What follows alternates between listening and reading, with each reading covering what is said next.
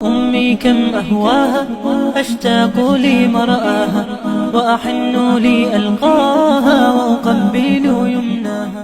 Pertanyaan sekarang, saya yakin Tuhan saya Allah, tapi Allah nggak kelihatan. Ada alasan tak kenapa Allah nggak kelihatan? Ada alasannya.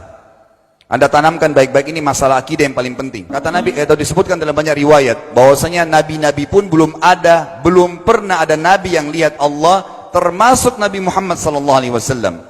Kita ambil dalilnya dalam hadis Bukhari. Waktu Nabi SAW pulang dari Isra Mi'raj, jemaah sekalian, Aisyah bertanya radhiyallahu anha, berkata, istri beliau, ya Rasulullah, hal tara rabbak, apakah anda waktu Mi'raj ke langit, terima perintah salat, sempat lihat Tuhan anda enggak? Lihat enggak Allah itu bagaimana? Apa jawaban Nabi SAW? Nurun ala nur anna arah. Allah itu cahaya, di atas cahaya, terang sekali, bagaimana saya bisa melihatnya? Artinya Nabi SAW mengatakan, saya sendiri belum pernah lihat bagaimana itu Allah. Contoh sebelumnya Nabi Musa alaihissalam. Nabi Musa waktu menerima wahyu Taurat, itu selama 40 hari, turun Taurat lengkap. Al-Quran 23 tahun baru lengkap. Kalau Taurat 40 hari, nunggu di gunung Tursina. Tursina sebuah wilayah di Mesir sekarang. Itu banyak gunung-gunung batu, ada satu gunung batu yang tinggi, Nabi Musa nunggu di situ. Setiap hari Jibril datang turunin surah, turunin ayat gitu. Setelah berlalu 37 hari dari 40 hari menunggu Taurat turun, Nabi Musa AS tiba-tiba bertanya kepada Allah, mengatakan begini dalam Al-Quran, A'udzubillahiminasyaitonirrajim, Rabbi arini andur ilaik. Wahai Tuhanku, izinkan aku melihatmu. Aku beriman kau ada ya Allah, tapi aku ingin lihat kau bagaimana.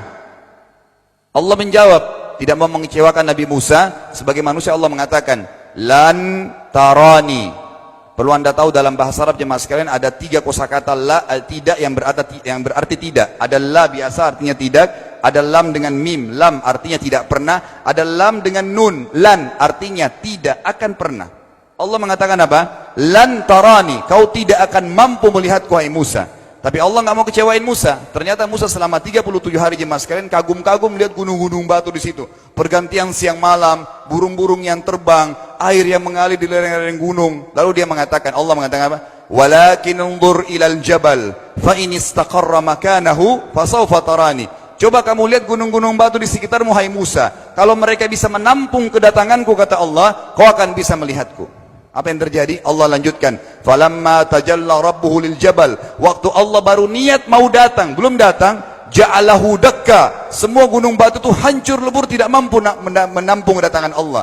Wa kharra Musa sa'iqa, lalu Musa pingsan tiba-tiba. Waktu Nabi Musa bangun, langsung ucapkan kalimat, amantu billah, saya beriman pada Allah.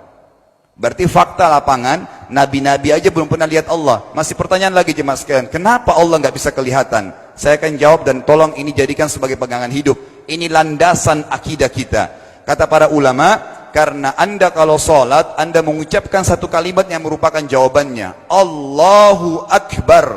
Allah Maha Besar. Akbar adalah siga mubalaghah dalam Islam. Sesuatu yang melampaui batas. Maha Besar. Kita terangkan. Kata Nabi SAW, perumpamaan bumi yang kalian tinggali ini dibanding dengan langit pertama di atas kepala kalian, ada 7 lapis langit. Allah mengatakan, sab'an shidada, 7 lapis langit yang kokoh. Alladzi khalaqa sab'a samawatin tibaqa, yang menciptakan langit tibaqa bersusun, 1, 2, 3, 4, 5, 6, 7. Allah di atas langit ke-7.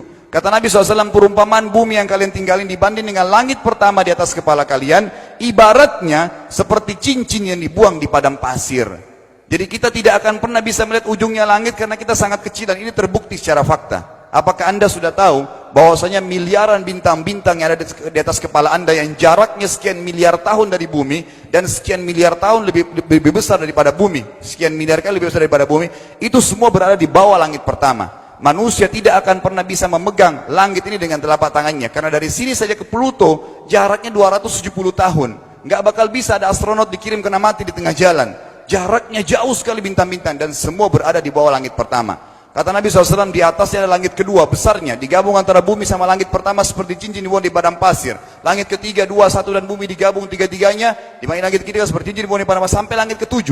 5, 6, 4, 3, 2, 1 dan bumi, 7 digabung, dibanding langit ke-7 seperti cincin dibuang di padang pasir. Dan langit yang luas ini jemaah sekalian dipenuhi dengan makhluk Allah yang lain namanya malaikat. Dalam hadis Bukhari kata Nabi SAW, waktu saya sedang dimi'rajkan ke langit, tidak ada 4 jari pun ukuran di langit yang luas itu, kecuali saya temukan malaikat yang sedang ruku atau sujud, penuh dengan jumlah mereka. Anda tahu malaikat itu ada namanya nama kelompok. Seperti Raqib, Atid itu kelompok. Di bawah Raqib banyak miliaran malaikat, di bawah Atid miliaran malaikat. Sama dengan Munkar Nakir.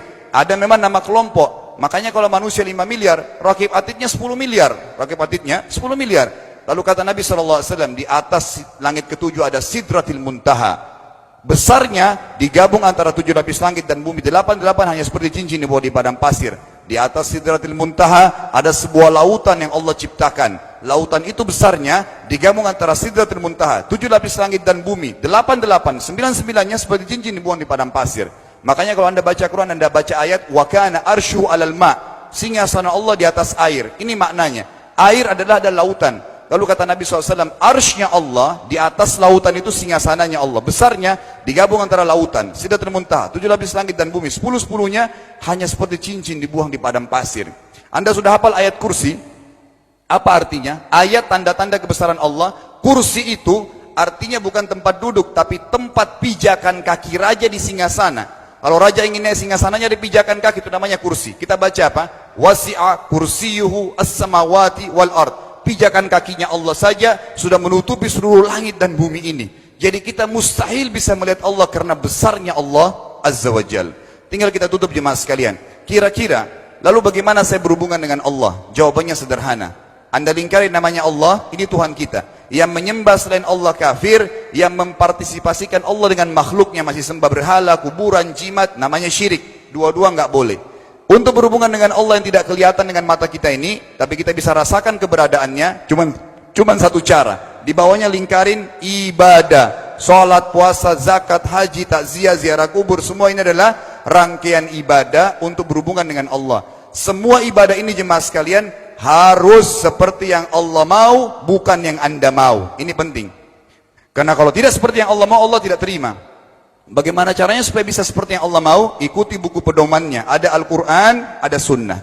Yang beribadah keluar dari dua pedoman wahyu ini tidak akan diterima oleh Allah. Seperti Anda kalau kerja di perusahaan, pimpinan perusahaan kasih peraturan. Senin pakai baju kuning, Selasa baju hijau, Rabu pakai baju hitam. Datang jam 7, keluar jam 5 sore. Ternyata Anda tidak. Hari Senin Anda pakai baju yang hari Rabu. Datangnya jam 9, keluar jam 2 siang. Dikeluarkan oleh pimpinan atasannya. Itu baru peraturan manusia. Bagaimana dengan peraturan Allah Azza wa Jal? Maka kita simpulkan semua jemaah sekalian adalah, yakinlah Tuhan Anda Allah ada, satu-satunya Tuhan. Kalau Anda sedang sakit, yang ciptakan Anda Allah, yang ciptakan penyakit Allah, yang menciptakan kesembuhannya Allah. Kalau kita sedang musibah sama, kalau kita sudah senang juga sama. Semoga Allah SWT menjadikan kita orang-orang yang senantiasa beriman padanya, dan juga selalu berteguh dalam keimanan tersebut serta mengikuti syariat. أمي كم أهواها أشتاق لي مرآها وأحن لي ألقاها